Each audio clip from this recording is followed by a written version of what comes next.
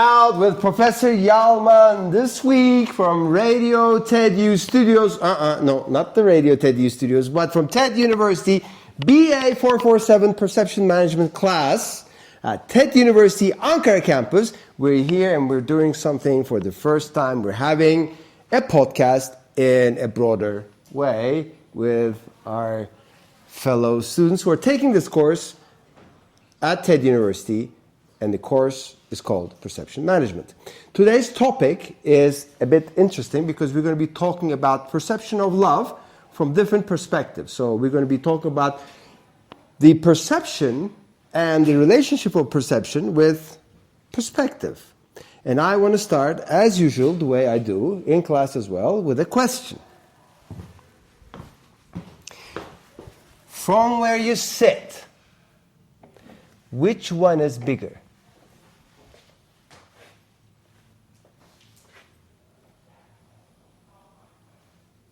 From where you sit, which one is bigger? The one in the left. At the left. The one in the left. Yeah, according to me. Why? Because I see that left one is full, but the other one is like half empty. So if it's half empty, it's bigger? Relatively to its weight, yeah, I think. But relatively to its height? It's not. So perspective and perception requires a certain definition. Which one is, do you think, more fresh from the place you look at it? Yes? If looking at it from this perspective, I would say the fresh one is the one that was untouched. So it seemed more untouched. So where does this come from? From what perspective do you think untouched is more fresh and touched is dirty? Or Because it's more new. so new is fresh. Yeah. What if I said the one which is open is from the date a week ago and the bottle which is closed is from last year? Then it will change, obviously. So information changes our perspective as well. Now today we have covered the perception of love. Okay? So you gave us different perspectives. You said it's patience. And when I said fill me in patience, you said it's experience, and experience could be negative, therefore it's upsetting, therefore it triggers the feeling of anger, and therefore the outcome is still worth it in terms of the experience, so it becomes positive. So the entire circle started from negative and ended up in positive. And we defined it as life. So the perspective of love and its perception is related to our experiences.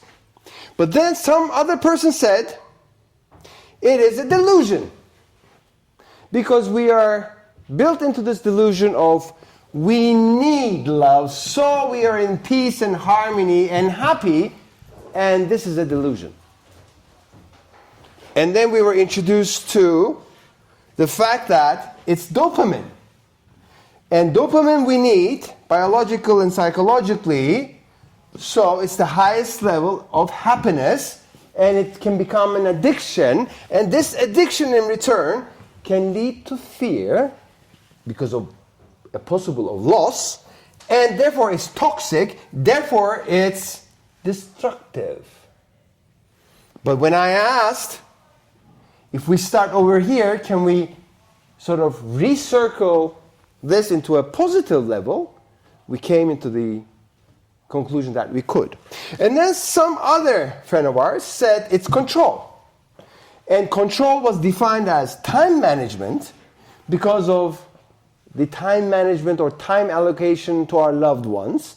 And if we cannot manage time properly, then the stress level kicks in, and then the idea of not being enough kicks in, and then that could send us to either being single or married.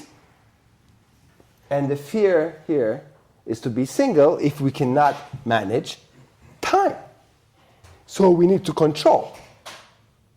Some other friend of ours said it's passion, and passion is positive and it leads to curiosity, and curiosity is still positive, and we can be looking at similar and exciting things which could replace love, but all in all, we need balance to close the circle to passion, and if we don't have any balance, then we can go off and relive this again. And some other friend of ours said that it's self-guilt. And self-guilt actually should create a certain fulfillment, but also creates expectation, and it ruins actually the perception of love.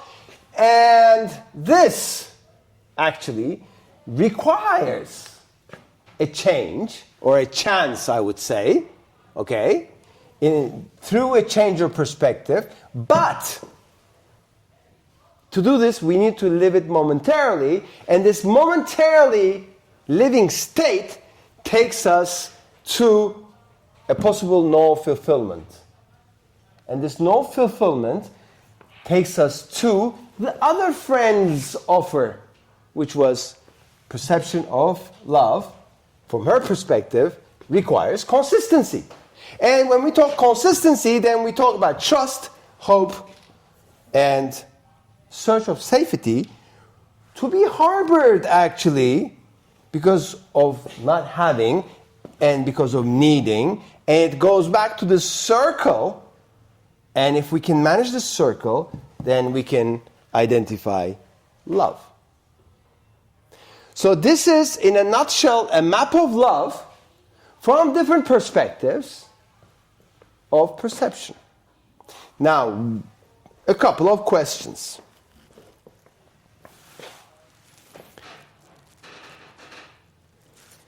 When you look at it, is this reality or you?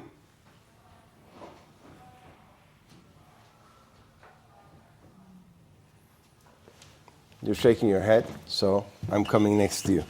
Is this reality or you?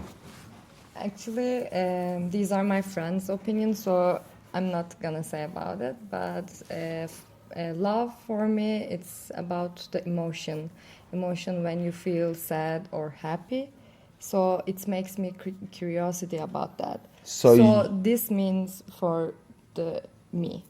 I think. So this is actually can be a reality or momentarily reality of the outcome of class, but it doesn't necessarily, from your perspective, your reality.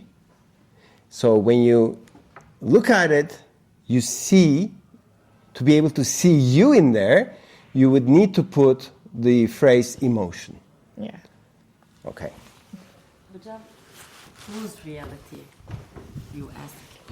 I think it's all reality, but it's for each person, different reality.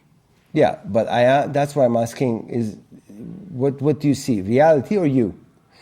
And she said, I don't see me. For me to see me, I need emotion in there. Okay, I think it's reality. Okay, you're saying reality because you were involved in it, that's why? No, but these are all the feelings and the opinions that we shared. And for example, let's say the third one, this is not my perception of love, but I also find something similar with my opinions and emotions, and that's why it becomes reality at some point. So for you, a perspective to become reality, it needs to be not just you, but shared. Yeah, of course. Yes, of course. So to be shared. Okay. Another question of perspective is, I wrote my questions here this time.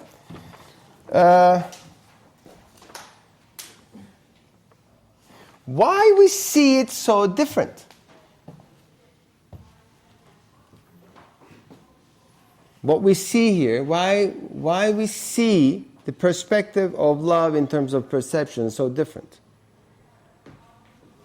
Yes.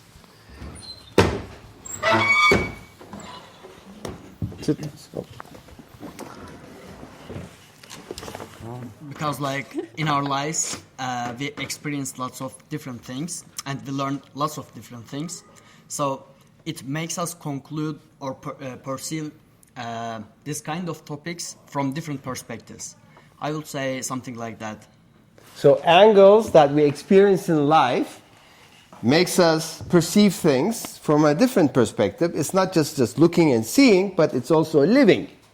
So we have emotions, we have shared, we also have something called living in it. Okay, another question.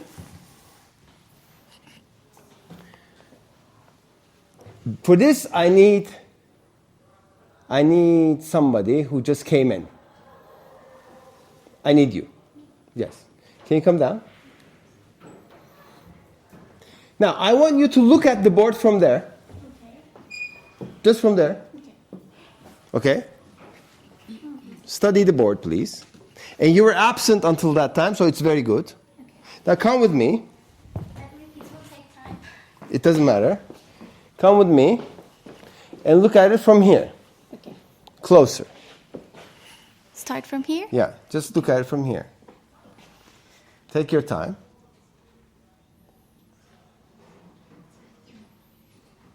Not having. What's delusion? Delusional, right? Yeah, just look what you see. Okay, now we go up again. Okay. We go up again. And we sit here together. Was it different what you see from a distance and you see from close by? Of course. What? What is the difference? What was different up there? What was different down there? Actually, it's because of my focus. In there, I was much more focused, but from far, I wasn't. So being focused and the distance is related to our perspective of perception? Might be. Might be. And also, you wanted me to be the part of it. And in there, I was not actually into the class, like outside of the class. I was. That's it. Okay, then I want to alter my question into a second stage, which is, if I give you time from this distance, does the focus align itself and become steady, so there's more meaning in what you see? Actually, there is no. It's not düzenli değil. It's not. If it has a structure, it might be much more beneficial for me to understand it. But right now, I think it's not like that. So you're saying you need focus, and even if you're given the time and the same spot of focus, you need structure to understand it, and this is not structured for you. Yes. So perspective of love in terms of accumulating into a perceptive level, not only we need focus, but we need actually a proper structure here for it to sort of sink in a perspective level. Yes. Okay, very nice. Thank you. Can I go there? Yes, you can go there. I have another question.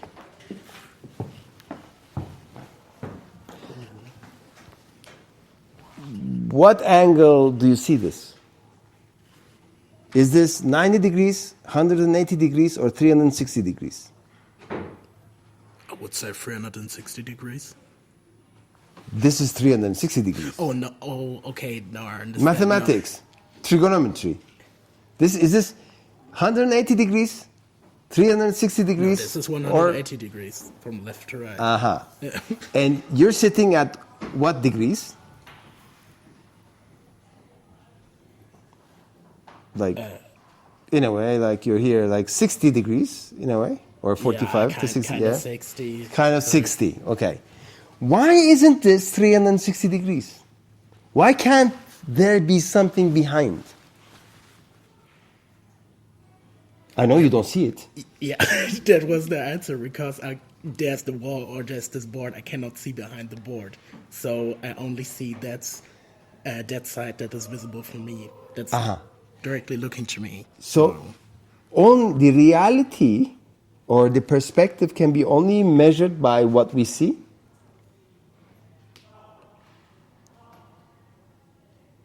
Yeah, I think so, but it's not all. It's not all what we see. It's also what we can imagine or what we guess. What else can be there? So it's not only what we see. It's okay. our So imagination as well. the imagination part, does that bring the additional 180 degrees, which is lacking? So to complete to 360 It degrees. could lead to that, but I think it's not always like that. So it's relative. Yeah, it's relative. Okay. Who looks at this and sees beyond? Not 360 degrees, but beyond. There's another depth to it. Anybody? Who sees beyond this? A perspective which does not exist maybe in our real life. I can actually. Okay. Do you think love, the perception of love, can it be beyond what we see? Of course. Tell me. Actually, I mean, I can see it behind the wall, but Okay, you can see behind the wall. What do you see behind the wall? it's actually looking to the Kurtuluş Parkı, and we. Oh, you see that? You said that you see that behind the wall, the destination looks at a park called Kurtuluş, okay, in Ankara, and the name of Kurtuluş is freedom or escapism, whatever. So therefore, love is equal to escapism or freedom. I think it must be freedom, but sometimes it can be escapism. So beyond the wall, there is a park, and it's called Kurtuluş, which is freedom, Yes. okay, or escapism, whatever you want to call it. And you're saying that's what I see, and maybe the perspective that I want to bring to love is this. Yes. I think it must be freedom. Must be freedom. Yes, but sometimes. But a lot of people call love captivity as well.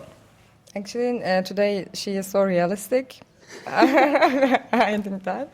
Actually, I see the beyond too, because our perspectives, our minds, our moods, every day by day, it's changing. So we can add something, we can quit something in there. So it's like that. Okay. So because we're changing, this changes as well. Yeah. And actually what is beyond this is change. Yeah. It's also equal to time, actually. It's also equals to time. Yeah. So we have time parameter in here as well. Okay, when you look at this entire thematic of perspective and love and perception of love, who looks at this from an angle of humanity? Who looks at this from an angle of spirituality? Anybody who looks at this and says, this is spirituality, that, rather than the regular humane touch.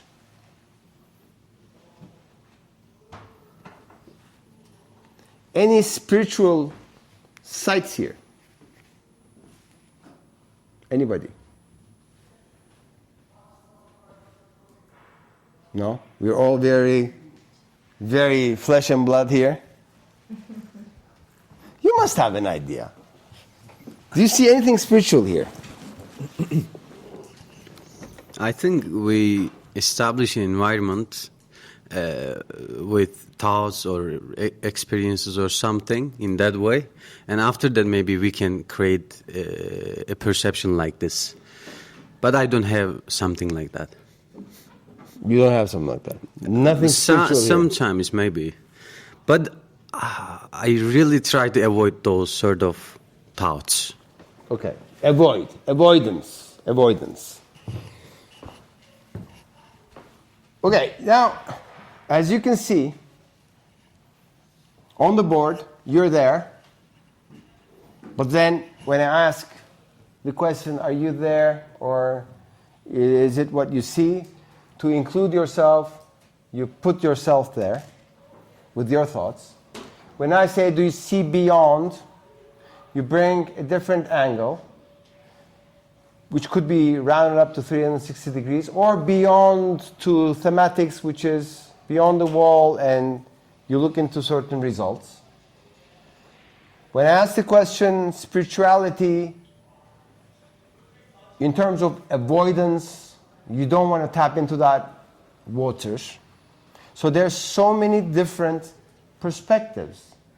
And that's how we perceive in life. We only perceive through our own perspectives. To put all these perspectives into a self-satisfying, accumulating plan, you need to establish your own formula. And this formula comes from the words which you use the most, which are dear to your heart. The more you use words which are dear to your heart, and you spread them on a piece of paper, and you select those words and put them into a mathematical formula with pluses and times and aboves and divisions, whatever, you see a structure there. And that structure actually holds within certain objectives for your prospective perspective of perception. Each word in that formula can be identified as an objective. And each objective, therefore, would require a performance criteria of XYZ. And every performance criteria would require some actionable steps. And those actionable steps, in order for you to follow, need to be put into a quarterly, yearly calendar, which you test yourself, follow yourself, and implement, which would lead to self-disciplining. Perspective can be self-disciplined. Therefore, perception can be actually a discipline of area which you put yourselves into the work of thematic of who you want to become. But for that, you need actionable steps. Those actionable steps should feed your performance criteria. Those performance criteria should feed your objectives, and the objectives have to come from your formula, and the formula has to come from the words that you use a lot, which are close to your heart. Then these kind of things start to make sense, and you will start putting yourself into the perceptive levels that you want to enjoy in achieving results, like going through an interview and getting the job, or having a date and going out, or getting your diploma and getting accepted to a PhD, or going into an interview at a citizenship, possible citizenship interview and getting the citizenship of that country, or most likely a self-fulfillment achievement of where you put your self-esteem in life. So it could be mutually enjoyable, your perception level, but it could be also self-esteem esteem which will bring you a certain level of merit in your own psychological and spiritual development. And that, as you said in your explanation, could lead to a psychological performance where you even can perform the desirable amount of money inflow or life expectancy or health longevity for you. Because perspective of your own perception, once it becomes in your hands, especially in situations like love, money, health, okay, then you start actually controlling your own time in life and your angle of seeing in life rather than just looking at things.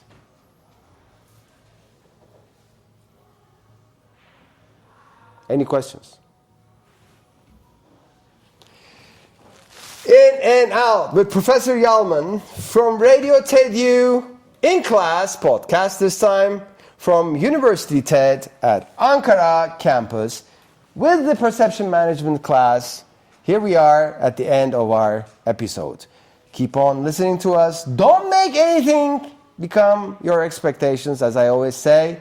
And thank you to those 23 countries who are listening to us through Spotify and through our network of Radio TED-U. Follow us on LinkedIn, follow us on Spotify, follow us on Instagram. We're here for you, trying to answer more and more questions. In and Out with Professor Yalman from Radio TED-U, Ankara studios at TED University. We'll see you in our next episode.